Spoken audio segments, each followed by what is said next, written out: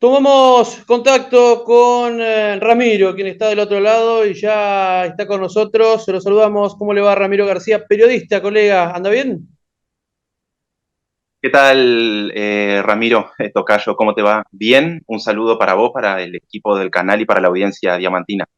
Bueno, este contacto se da porque has trabajado arduamente en lo que tiene que ver con los medios de comunicación y un relevamiento que va a dar que hablar. Yo creo que de aquí hay un parámetro para adelante. Pero contanos un poco de qué se trata este trabajo que has realizado. Bueno, mira, hace algunas semanas nos empezamos a encontrar en la Facultad de Ciencias de la Educación de la UNER, acá en Paraná, donde se estudia la carrera de Comunicación Social, un grupo autoconvocado de periodistas de distintos medios gráficos, radiales, televisivos de la ciudad y de la zona, y de comunicadores sociales que trabajan en otros ámbitos, por ejemplo, en el Estado, comunicación institucional, medios comunitarios, medios autogestionados, como la famosa revista Barrilete, por ejemplo, de acá de Paraná, LT14, bueno, distintos medios de comunicación, con el objetivo de poner en común algunos problemas que veníamos teniendo como sector, como rubro, como gremio, como trabajadores de la comunicación y de la prensa, ante una situación, digamos, que es cada vez más problemática, más grave en términos de salarios, en términos de condiciones laborales, en términos de reconocimiento de nuestra labor. Y al pensar qué acciones podíamos realizar para tratar de mejorar esto y para convocar al resto de los colegas y las colegas que trabajan en medios, no solamente de Paraná y de la zona, sino de toda la provincia, decidimos lanzar un relevamiento a través de un formulario de Google, es decir, digital, online, para poder llegar de manera más fácil y más rápido a otros lugares, para consultar básicamente condiciones laborales de trabajadores de comunicación y de prensa de Entre Ríos. Estamos en proceso de recolectar esa información, venimos teniendo resultados muy positivos y lo que se realizó, lo que fue el hecho puntual de la semana pasada, fue que en el marco, a propósito del Día del Periodista, que fue el viernes 7 de junio, decidimos hacer un primer corte, es decir, dar a conocer resultados parciales de este relevamiento, lo cual se hizo, bueno, la Facultad de Ciencias de la Educación, con participación, una participación fundamental de la facultad y de colegas de acá de la zona, y bueno, dimos a conocer los primeros resultados de este relevamiento con el objetivo, con la premisa de seguir convocando al resto de los colegas de la provincia a que lo completen y a seguir tejiendo estos lazos, estos puentes, como por ejemplo el que nos trajo a ponernos en comunicación con vos, a quien te agradezco mucho el contacto y la oportunidad de dar a conocer esto. ¿Cuál fue la primera impresión que tuviste al ver los primeros datos que fue arrojando? Me dijiste recién que el corte fue el pasado 7, ¿no? Entonces digo, ¿era lo que esperabas? ¿La situación es de los periodistas y trabajadores de medios es muy grave? ¿Cómo lo ves? Sí, acá hay que hacer dos apreciaciones, una positiva y una negativa. La positiva fueron las buenas repercusiones que tuvimos entre nuestros colegas, es decir, la participación casi masiva, te diría, porque si bien la mayoría de las respuestas son de Paraná y de las localidades más cercanas, en pocos días, en un par de semanas, respondieron ese formulario, ese relevamiento, cerca de 180 periodistas y trabajadores de la comunicación de todo tipo de rubros y de sectores dentro de los campos de los medios y de la comunicación, en lo cual habla de que había una necesidad de ponerse en contacto y de dar a conocer la situación laboral que tenemos, en especial arrimándose la fecha del Día del Periodista, donde muchos, vos lo sabrás porque te dedicas a esto, recibimos muchas salutaciones, muchas felicitaciones y muchos agradecimientos por nuestro trabajo, pero venimos en condiciones muy duras y muy penosas y muy lamentables, entonces queríamos también dar a conocer que, por más que se agradece, por supuesto, como siempre, cualquier reconocimiento de nuestro trabajo, así lo hicimos el Día del Periodista, también había mucho que decir y mucho que dar a conocer para muchas personas que quizás eh, leen los diarios, escuchan la radio, miran la televisión, leen las noticias digitales, ven a los periodistas en cada suceso importante que pasa en todas las ciudades de la provincia, en todos los pueblos de la provincia, pero difícilmente sepan en qué condiciones, cuál es la realidad laboral de ese periodista, de ese trabajador y de esa trabajadora. Esto sirvió también para darnos a conocer y para posicionarnos como trabajadores y como trabajadoras, porque muchas veces a las y los periodistas eh, por ahí capaz hay una suposición, un imaginario de que es una especie de estrella, de personalidad, de celebridad que tiene una gran vida, que cobra ingresos eh, altísimos, digamos, por Sí, su claro. labor, y eso será en el 1 o 2% del total de nuestro gremio y nuestros trabajadores. La gran mayoría no es así. Eso fue confirmado con el relevamiento que hicimos, donde había cerca de 20 preguntas que no vamos a repasar ahora sobre distintos aspectos de las condiciones laborales en las que nos desempeñamos, pero sí confirmamos, por ejemplo, una de las principales problemáticas que venimos teniendo, que son los muy, pero muy bajos ingresos salariales que percibimos por nuestro trabajo. Eh, Sí. por ejemplo, acá me sirvo del machete del Claro. relevamiento, que fueron más de 180 respuestas y costó bastante procesarlas y sistematizarlas, pero por ejemplo, el 42%, es decir, más de 4 de cada 10 periodistas que respondieron a esta encuesta, no llega a cobrar 350.000 pesos por mes. Es cerca de un tercio de la canasta básica total que define el umbral de la pobreza, según la última medición del INDEC del año pasado, que estaba cerca de 900.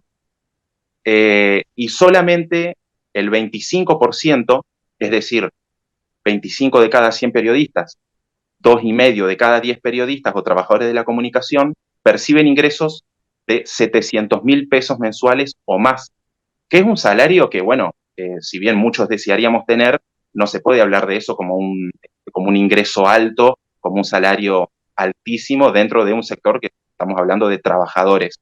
Eh, no quisimos ni siquiera incluir en el relevamiento, porque esto fue con ítems, o sea, para completar, se le preguntaba al colega y a la colega, bueno, ¿percibís ingresos dentro de tal margen de 150.000 pesos a 250.000, de 250.000 a 350.000?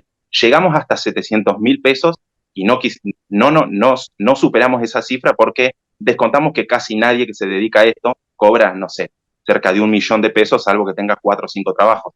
La cantidad de trabajos que necesitamos tener periodistas y trabajadoras de la comunicación para por lo menos acercarnos a salarios más o menos dignos o aceptables para tener una vida saludable y una vida buena, es otro tema.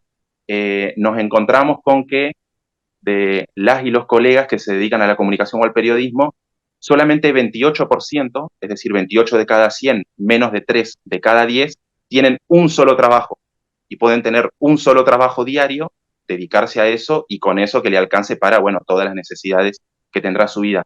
El 72%, en cambio, más de 7 de cada 10 periodistas y trabajadores y trabajadoras de la comunicación, necesitamos tener 2, 3, hasta 4 trabajos por día, según lo que registramos en esta encuesta, entre casi 180 colegas, para, en muchos casos, ni siquiera así conseguir ingresos que superen, no te digo ingresos de riqueza, te digo ingresos que superen los 828.000 pesos, que actualmente significa la línea de la pobreza, según el INDEC. Sí, la verdad que me quedé escuchando tu relato porque nos quedamos también anonadados con los primeros registros que nos has evidenciado. Yo tengo una perspectiva o una visión particular, que no sé si vas a coincidir o no, que creo que en este mundo del periodismo de la comunicación, las nuevas tecnologías han hecho también de que seamos en primera instancia multitask, multitareas. Ya no solamente somos un periodista tradicional, sino que nos dedicamos a las redes, a edición, a producción, a todo lo que conlleva al hecho de un programa o una entrevista o lo que fuese. Eso por un lado. Y por el otro, creo que hoy cuando vamos a realizar una entrevista afuera, quizás vamos con el equipo de camarógrafos y demás, y hay gente que por ahí no se dedica al periodismo y lo tiene como una tarea secundaria y también ocupa con su celular o alguna cámara extra también el lugar de periodista. Yo creo que se ha expandido muchísimo, se ha ampliado. Esta es una apreciación mía, no sé si irás a coincidir, pero creo que es lo que también estamos pagando hoy los que trabajamos en los medios de comunicación, ¿no? Sí, el multitasking o multitarea, como vos dijiste, es una realidad que ya está consolidada, fue avanzando de a poco. Quienes empezamos nuestra formación, en algunos casos académica, en otros casos no académica, hace, qué sé yo, 10 años, Sí, todavía aprendíamos por separado cómo escribir para un diario, cómo hablar en la radio, cómo manejar tal una cual. cámara para televisión o cómo hacer un diseño gráfico. Y bueno, esos lenguajes se han ido entrecruzando las redes sociales han sido una absoluta revolución, no transformación, sino revolución en la sociedad toda, por supuesto, y en nuestro rubro en particular. Un video, una placa, un podcast requieren entrecruzar, digamos, estas disciplinas, saber escribir, saber hablar, saber filmar, saber hablarle a una cámara. Efectivamente, las y los comunicadores periodistas, especialmente las generaciones más jóvenes, muchos ya son un poco nativos de esto de saber distintos lenguajes a la vez, muchos nos hemos tenido que ir adaptando. Lo que sí a veces eso, el multitasking, que muchas veces es vanagloriado o muy elogiado como parte del trabajo de la comunicación y del periodismo, a veces repercute un poco negativamente en los contenidos cuando una sola persona tiene que hacer el trabajo de 3, 4, 5 personas. Entonces, ese contenido, obviamente, si hay una persona especialista en sacar la foto, una persona especialista en filmar, una persona especialista en escribir, una persona especialista en presentar el contenido, hablando, y todo lo tiene que hacer una sola persona con un celular, por supuesto que ese contenido no va a tener la misma calidad que si lo hacen entre las personas necesarias. Y vamos al problema de que cuantas más personas forman parte de un contenido, ese contenido tiene mayor valor. Es mucho mejor, es decir, esto es bueno para el contenido, pero Sí, claro. tiene otro costo, tiene otro precio. En muchos casos, en las empresas de contenidos, de comunicación, de periodismo, se busca achicar gastos. En otros casos, no es que se busca, sino que no se consigue, es decir, en emprendimientos, en dueños más, en medios más pequeños que son su dueño y un par de colaboradores, no es posible tener un despliegue, un equipamiento para tener 10 personas o más haciendo, los que saben escribir, escriben, los que son los mejores fotógrafos sacan fotos y los que filman mejor, filman.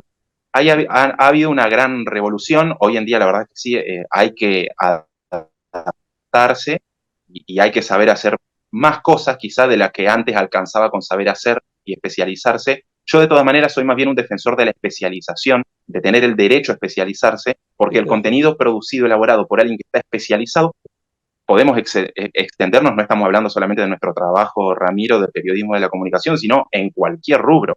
Alguien que se especializa en realizar una tarea, esa tarea va a estar realizada de manera excelente. Si esa misma persona, además de esa tarea, tiene que hacer 5 o 6 más, cada una quizás se resuelve y está hecha, pero de manera un poco más precaria. Y bueno, es un buen desafío para quienes emprenden y para quienes están a cargo de manera más gerencial, de manera más empresarial de los medios de comunicación y de las plataformas de entretenimiento. Bueno, conseguir los recursos con los cuales lograr un buen contenido sin tener que explotar o sobrecargar a las personas que lo hacen para que con pocos recursos se logre el mismo contenido, pero con esa persona totalmente quemada y agotada. Sí, seguro, seguro. Contanos, Ramiro García, ¿dónde trabajás? ¿A dónde te desempeñás profesionalmente? Yo soy periodista, redactor del diario Uno de Entre Ríos, acá en Paraná, y también trabajo en la Facultad de Ingeniería de la UNER, de la Universidad Nacional de Entre Ríos, en comunicación institucional, desde hace un poco más de 4 años, en estas dos instituciones, en el diario y en la facultad.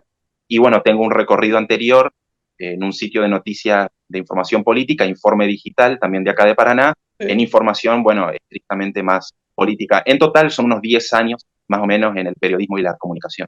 Bueno, formás parte de ese porcentaje que tiene que tener más de un empleo para poder sobrevivir aquí en nuestro país. Gracias por el tiempo y bueno, Sí. seguramente vamos a seguir encolumnándonos a lo que son estos nuevos desafíos del periodismo y a los datos que va a seguir arrojando, ¿no? Decíamos recién, fueron algunos datos preliminares los que evidenciamos recién y seguramente ya después con el correr de los días vamos a tener los finales. Gracias por el tiempo.